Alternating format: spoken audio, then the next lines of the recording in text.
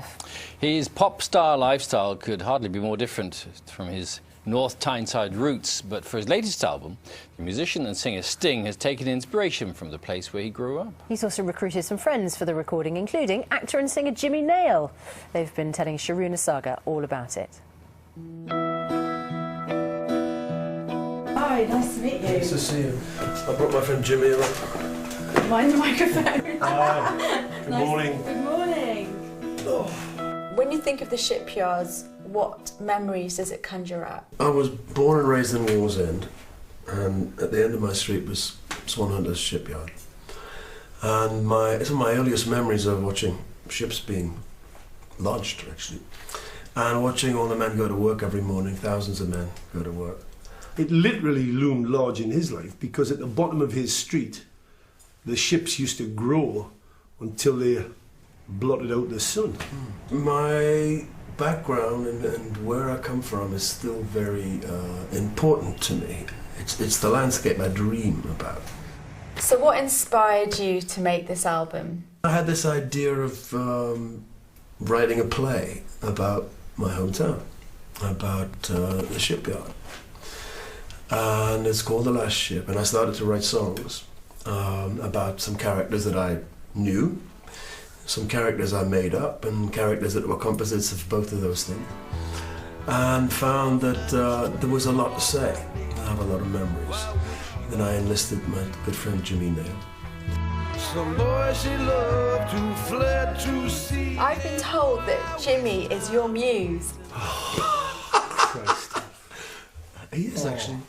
He's my inspiration. You know, of all the things I've been called, that's upset me the most. Jimmy gave me the courage to carry on at times. I would think, you know, you're never quite sure what you're doing, and he would say, no, this is very important. You have to finish this.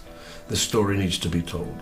It's all there in the Gospels. The Magdalene girl comes to. The songs are really emotional, but really funny. I didn't know that you were funny. People don't know that I'm funny.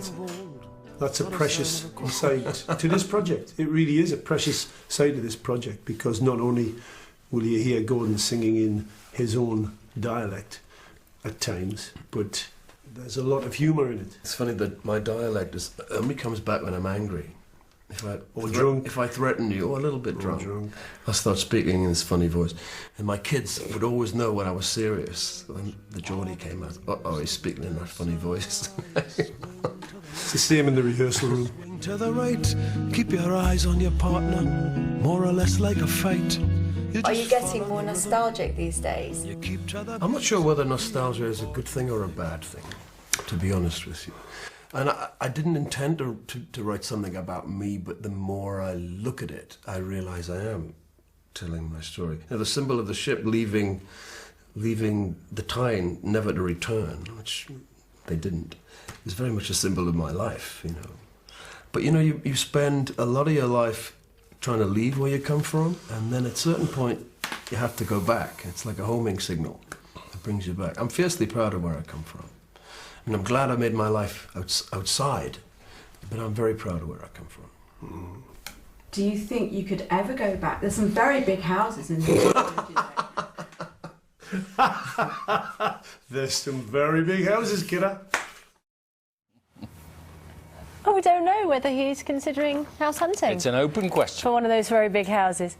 Lovely interview there with Jimmy Nail and Sting. Also coming up on Breakfast this morning.